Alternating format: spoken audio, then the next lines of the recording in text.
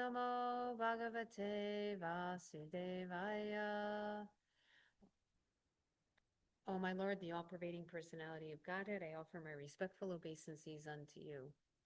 Narayanam namaskritya naram chaiva narottamam devim saraswatim vyasam tato jayam udirayet. Before reciting the Srimad Bhagavatam, which is the very means of conquest, one should offer respectful obeisances unto the personality of Godhead Narayana, unto Naranarayana Rishi, the supermost human being, unto Mother Saraswati, the goddess of learning, and unto Srila Vyasadeva, the author. Nashtapreshu Bhadreshu Nityam Bhagavata Sevaya Bhagavati Uttama Shloke Bhaktir Bhavati Naishtiki. By regular attendance in classes on the Bhagavatam and by rendering of service to the pure devotee, all that is troublesome to the heart is almost completely destroyed, and loving service unto the personality of Godhead, who is praised with transcendental songs, is established as an irrevocable fact. Om Jnanatimidandasya Gyananjana Shalakaya Chakshurun Militam Yena Tasmai Shri Gurave Namaha. I was born in the darkest of ignorance, and my spiritual master opened my eyes with the torchlight of knowledge. I offer my respectful obeisances unto him.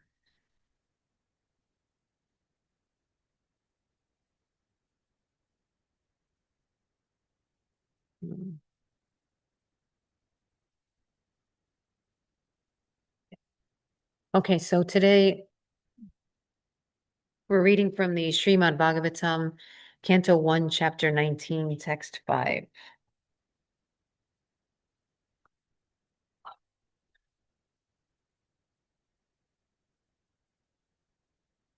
Oops. Get rid of this.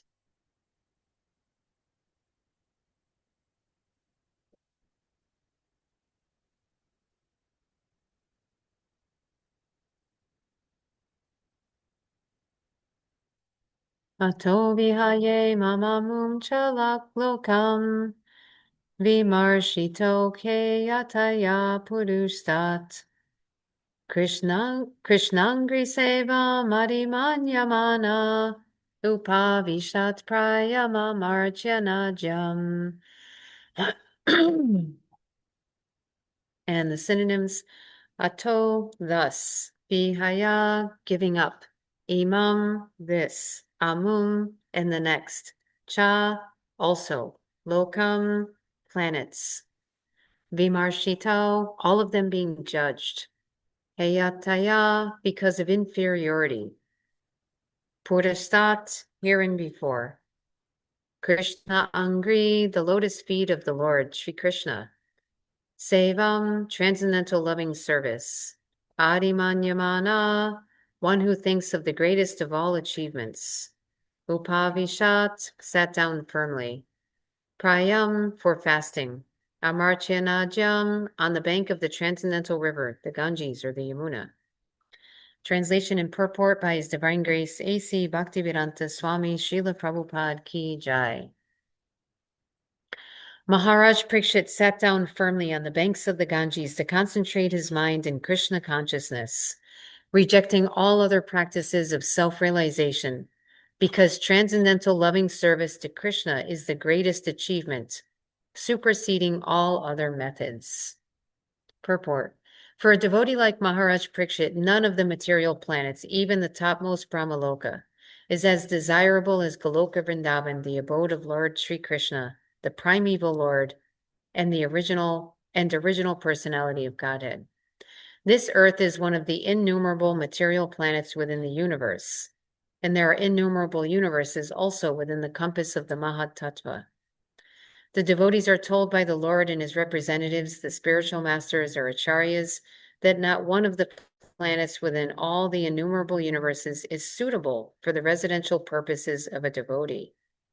The devotee always desires to go back home, back to Godhead, just to become one of the associates of the Lord in the capacity of servitor, friend, parent, or conjugal lover of the Lord, either in one of the innumerable Vaikuntha planets or in Goloka Vrindavan, the planet of Lord Sri Krishna. All these planets are eternally situated in the spiritual sky, the par of Yoma, which is on the other side of the causal ocean within the Mahatattva. Maharaj Parikshit was already aware of all this information due to his accumulated piety and birth in a high family of devotees. Vaishnavas, birth in a high family of devotees, Vaishnavas, and thus he was not at all interested in the material planets. Modern scientists are very eager to reach the moon by material arrangements, but they cannot conceive of the highest planet of this universe. But a devotee like Maharaj Parikshit does not care a fig for the moon, or for that matter, any of the material planets. So when he was assured of his death on a fixed date, he became more determined in the transcendental loving service of Lord Krishna by complete fasting on the bank of the transcendental river Yamuna, which flows down by the capital of Hastinapur in the Delhi state. Both the Ganges and the Yamuna are amartya, transcendental rivers, and the Yamuna is still more sanctified for the following reasons. Okay, so I'll read the verse one more time. Maharaj Parikshit sat down firmly on the banks of the Ganges to concentrate his mind in Krishna consciousness, rejecting all other practices of self-realization, because transcendental loving service to Krishna is the greatest achievement, superseding all other methods. This is one of the many important verses in the Bhagavatam establishing Krishna and his Vaikuntha planets or Goloka Vrindavan planet as the topmost, as the one above all the others, and the only place where there's no cycle of birth and death. So Maharaj Parikshit knew this. So once he got the warning or the message that he was going to die in 7 days, he decided, okay, that's good. I'll be able to give up everything now. I'll be able to become detached because now I know I'm leaving. And so he just went to now Prabhupada's going to talk about this a little further in the next verse about whether or not he sat down on the bank of the Ganges or the Yamuna. So I won't go into that too much, but he thought it was made more sense that it was the Yamuna, and it'll be explained in the next purport. But he sat down on the bank of this sacred river, and we see that the words on the bank Najam, amartya. But does anybody know what the word martya means? Not amartya, but martya. What does the word martya mean?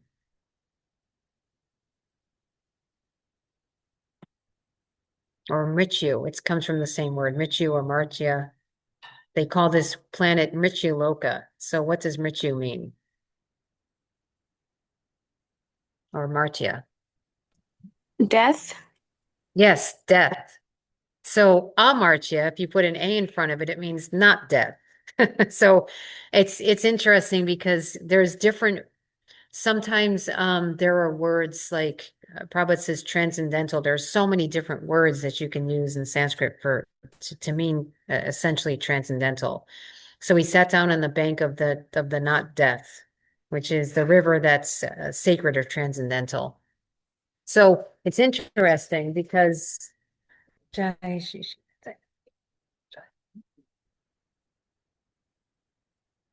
it's interesting because in this verse, it's talking about how he found out, well, not this verse, but the previous verse and the leading up to here is that he found out that he's going to die. So he sat down on the bank of the not death river, right? So this goes back to that everything Krishna teaches in the Bhagavad Gita about how the soul never dies. So he finds out his body is going to die because we often, obviously, we use that language if we're going to die or not. We're not going to die, our body's going to die. But of course, just common language, the way we speak, we say that we'll die someday. So he's sitting down on the bank of the not death because his body is going to die, but his soul is not. And so he knows that. We know that the soul doesn't need a body. So we don't want to become attached to the things that we don't need, right? That the soul doesn't need. If the soul doesn't need a body, it's not something we should be attached to because it's an artificial imposition. we have this body, and people have out of body experiences, sometimes near death experiences, and they all report the same thing, that when they left their body temporarily, they felt so much relief, um, of not having that shell of miseries placed over their soul, that they actually, right before they went back in their body, they were like, yeah, I don't think I want to do that. I don't want to go back into the body. Sometimes they may have felt, well, I have a family to take care of, or there's a reason to go back for other people, but for themselves, they just felt like the body's a prison. And this, of course, we're given this body so that we can try to enjoy in this world, right? We don't want Krishna to be the center. We think maybe we should be. Krishna gives us a body, right? We start as Lord Brahma. Krishna starts us on a level playing field, that if you want to be the Lord, I'll give you a position in the material world. That's the topmost position in the material world, as the Lord of everything, right? Because Lord Brahma is the secondary creator. Um, so he gives us that position to give it our best shot. And of course, it doesn't work. One can go back to the spiritual world from the position of Lord Brahma, but oftentimes we fall down further and further because we're trying to be God and it doesn't work. So we try even harder and that doesn't work. And we try even harder. We're just trying different combinations of the modes to see if we can get it to work. It never sticks. And so we end up in a body that our it becomes a more and more degraded position. We might go up and down a little bit, but generally becomes a more degraded position. So we end up in this body that the purpose of it is to try to enjoy in this world. But when we realize that that's not our position, then we're using that body. Prabhupada says we make the best use of a bad bargain. So now that we have this body, we use it to serve Krishna, and then we purify it. So someone may think, okay, well, if it's more of a relief to leave the body than to be in it, why don't I just destroy it? Which we commonly call committing suicide. Why don't I just destroy it? Why, I don't need it. Why don't I just get rid of it? So I'm going to ask the audience, what would you say why not just do that? Why not just say one day, yeah, let's just get rid of this. I mean, the soul doesn't need it. Why should we not do that? Oops. Because the soul will go to the next destination and it cannot stay without the body, like without that covering in this world. Why not?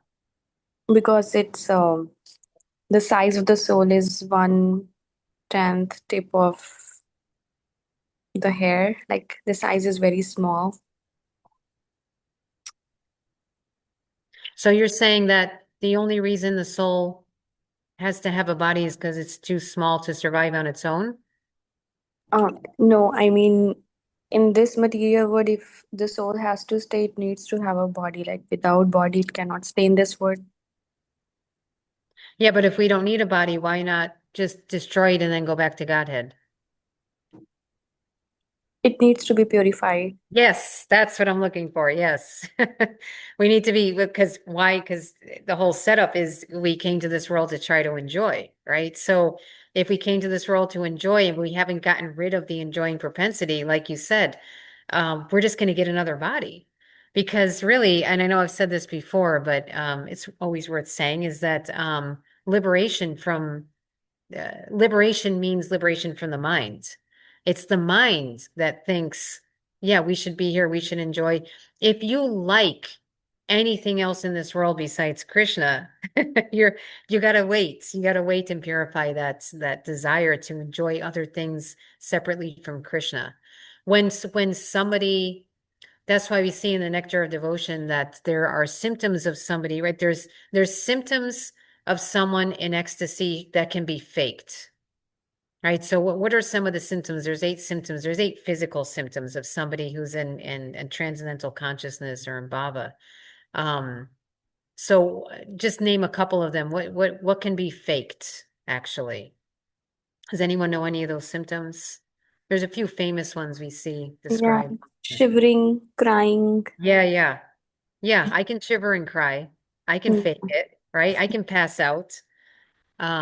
They said, I remember the devotees in one of the temples, they said that there was a woman who used to come and fake pass out in front of the deities, and they used to have to catch her every day. And I think one day they decided not to catch her so she would stop doing it. But people can fake it, right? And that's why Rupa Goswami, he knows that that's going to happen. So he says, by the way, one of the rules is you're not supposed to cry in front of the deities, right? Because people could come and just put on a show in front of the deities. But there are symptoms that cannot be faked, and those are described in the Nectar of Devotion, spending 24 hours a day, 7 days a week, nonstop in Krishna's devotional service, right? That's one of the symptoms. There's many you can read about it in the Nectar of Devotion, but there are symptoms that can't be faked. Um, and they maybe can be faked temporarily. Someone may just decide I'm going to spend the whole day in Krishna service and I'm going to show everybody that I spent the whole day. But after a while, if you're not at that level, you start to look for other things to occupy your mind and your time. You might go hide somewhere and watch YouTube or something. There's something people will find. So it's a gradual process. Prabhupada says that often. It's a gradual process. We have to work through these anartas. And how do we work through these anartas? What's one of the most effective ways of going through anarta nivritti? I've said it many times. What's the most effective way?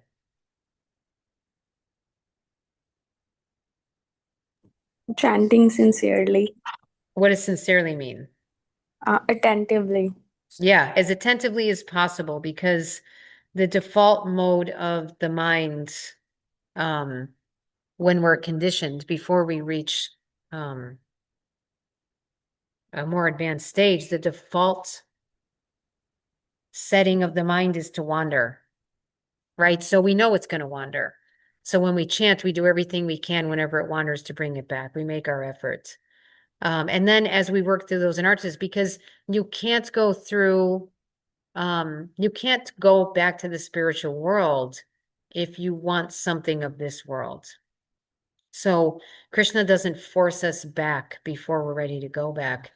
My guru said that once. It's not, you can imagine someone going back to Godhead before they're ready. And he said, what did he say? Sneaking behind the Kalpavriksha tree to smoke a cigarette, right? You're not being forced back to when you have desires in this world and you want to enjoy them, you have to stay here to enjoy them.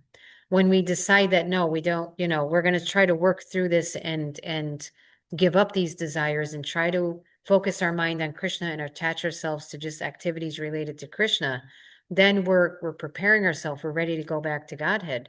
But that doesn't happen overnight. It's a gradual process. How gradual it is depends on how much effort we make, how much we try to chant attentively, how much we are attentive when we do our service, how much we're thinking about Krishna, how much we try to avoid offenses in our service, offenses to our service, offenses to devotees. How much effort we put is how quickly we'll make progress in spiritual life. So it's so interesting the way Prabhupada worded it here. Where is it?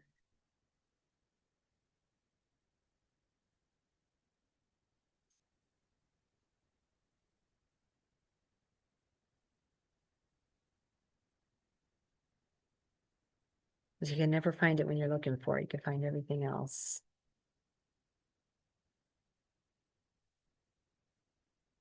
Yeah, here we go. The devotees are told by the Lord and his representatives, the spiritual masters or acharyas, that not one of the planets within all the innumerable universes is suitable for the residential purposes of devotee.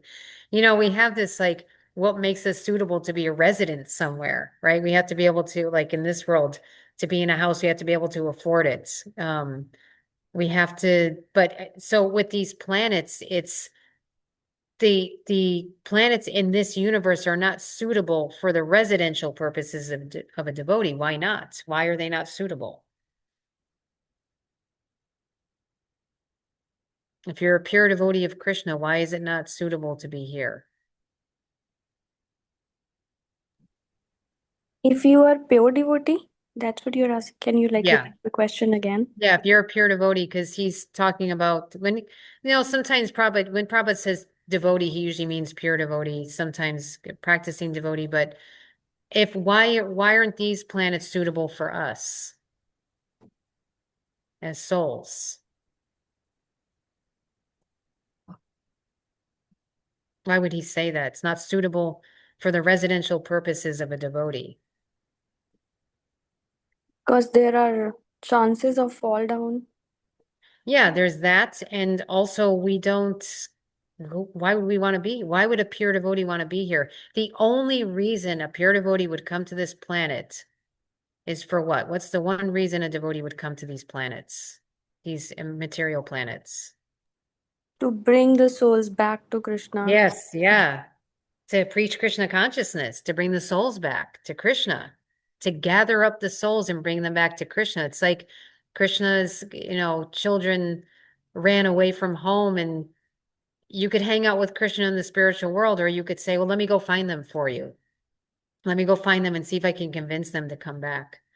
I remember when I was a kid, it was a common thread of children in the 70s to run away from home. I don't know if it still is, but whenever they got mad at the parents, I remember the family down the street that we were friends with, their kids were the same ages as we were, my brother and I. And he just decided he was mad at his parents, and he packed up a little bag of his clothes and he was stomping down the street. And they let him go down the street. He got like 2 blocks away and then turned around and went back home, of course. If only we could be so lucky ourselves with going back to the spiritual world. We come down here, give it a try and say, okay, never mind, if you get to through one birth and decide to go back. But he was intelligent enough to know that he wasn't going to make it on his own and he needed to go back home. So I remember watching him. I remember looking out the window and seeing him go down the street and thinking, I wonder how far it'll get. We've gotten pretty far, millions and millions of lifetimes, perhaps. So, it's besides coming here to collect everybody up and try to convince them to go back home, there's no reason for us to be here. So it's not suitable for us. The spiritual world is suitable for a pure devotee or a soul, because that's where everybody comes together and serves Krishna. Now, it still can happen in this world. It's not that you have to be in the spiritual world to serve Krishna. You just have to be in spiritual consciousness. So even while we're here, and this goes back to why we don't destroy the body is given to us by Krishna. It's not ours to destroy. It doesn't belong to us, actually. It's just on loan. So when you take Krishna's stuff, like we're so careful, right, with Krishna's paraphernalia. When we go in the pujari room, we make sure we clean everything nicely, we polish it nicely, we dry it off nicely, we put it on, hopefully in order in the drawer. We keep everything in its place. We take care of it. Imagine if we just left everything dirty and we're throwing things around. So it's the same thing with the body. It's Krishna's paraphernalia. It's meant to be used in Krishna's service the same way an Ashman cup or a bell or incense is used in Krishna's service. And it's not for us to destroy. So we keep it. We're the ones who wanted it. We keep it. We use it for in Krishna's service. We spiritualize it. And then when it's time for the soul to leave it, we should be in that consciousness at that point in time to go back to Godhead. So Parikshit Maharaj, he saw this as a great opportunity to become detached. Um, Definitely at this point in my life, that's not the first thing that would come to my mind. It might theoretically come to my mind where I think, I wish I felt that way. But we want to get to that point, especially because sometimes death comes in a way that can be very painful and uncomfortable. So when we're not in pain and we're not uncomfortable, we should really put a lot of effort into trying to chant attentively to get that taste, so that when we are in pain, we take shelter of Krishna as a shelter, or we take shelter of Krishna as something we have taste for, rather than as, I'm too tired, or I'm too much in pain, or I'm too uncomfortable to chant, right? Because if you don't have that higher taste for chanting, it definitely is something you do out of obligation. It's something you do out of duty. It's not something you do because you can't help but do it because you have so much taste for it. So we want to get that taste before we go into uncomfortable situations, even when it's not a terminal situation, even when we have the flu or something similar to that. Um, we're very exhausted, where there's a lot of aches and pains, there's fever, there's all these things. And we think, oh, in this situation, how can I get my rounds chanted? Because it's something we have to get done. But somebody who has a taste, a very strong taste for chanting is thinking, you know, especially in this situation, want nothing else but to chant because it's so blissful to chant. And it's so much, so superior to this pain that I'm feeling right now. So it's a very different situation.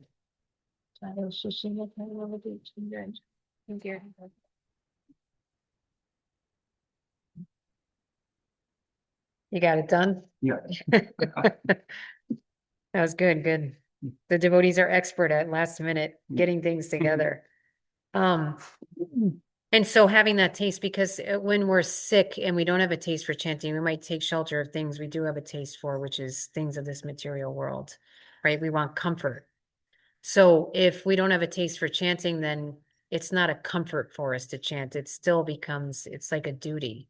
And when you're sick and you have a headache, everybody knows a headache it's so miserable. And you're thinking, well, I want to do something that's more comforting than chanting, right? So if we have a taste for chanting, then the chanting becomes comforting. So we want to work towards that when we're feeling good, because it's easier to put the effort into trying to get a taste when we're healthy than when we're not. So take advantage of that time when you're healthy to try to get that taste. And then under all circumstances, like Maharaj Parikshit, you'll just look to Krishna for shelter and for comfort. So that's when Maharaj Parikshit gets to the point, it's like, okay, this is perfect. I'll become detached. I'll go and how amazing just to sit on the bank of the sacred river and talk about only Krishna, Krishna's pastimes and Krishna's nature is name, form, qualities, pastimes, right? Because a devotee, when we've gotten to the point where we have that taste for Krishna, all of those things are non-different. Seeing the deity, or hearing about Krishna's qualities, or hearing about Krishna's pastimes, or hearing about Krishna's nature, it's all the same. It's there's that blissful taste for it that we just want to hear more and more and more. So as Sukadeva Goswami is speaking to Maharaj Parikshit is asking more. Tell me more. Tell me more about this story. Tell me more about Krishna's nature. Why would this happen? Why would that happen? What did he say next? What did he do next? It's like, watching a movie where you're just like, what's going to happen next? Well, it's a movie that never ends though, because it's eternal. And so all these pastimes are just so blissful to hear. So for Maharaj Parikshit, it's well, for all of us, the path and the goal are the same. On the way to Krishna is the same as Krishna. It's the same as being with Krishna if you're doing it in the proper consciousness. It's 8:28. We only have a couple minutes. I want to see if anybody at this point, I don't think, well, I don't have much time, but I was just gonna talk about how Krishna describes in the Bhagavad Gita that the people of less intelligence worship the demigods and they get temporary results. But he said, everywhere in this world, even the highest planet in the material world, all you end up with is birth and death. That's it. It's always the same thing. There's one or the other. You either want the cycle of birth and death or you want Krishna. There's no third option, right? So even the highest planet, the heavenly planet, the greatest enjoyment, it still ends in death. The score at the end is still death of the body. But in the spiritual world, everything's permanent and eternal.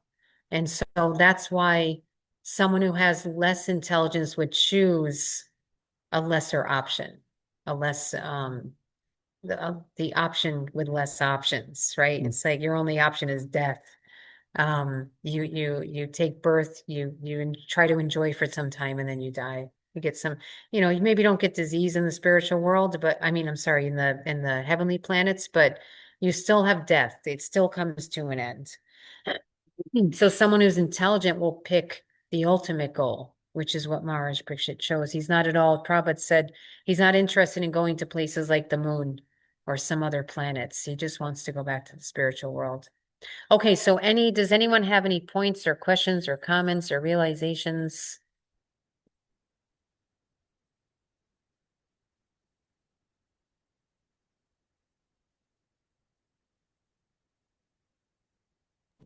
No, Prabhu. Thank you for the Oh, class.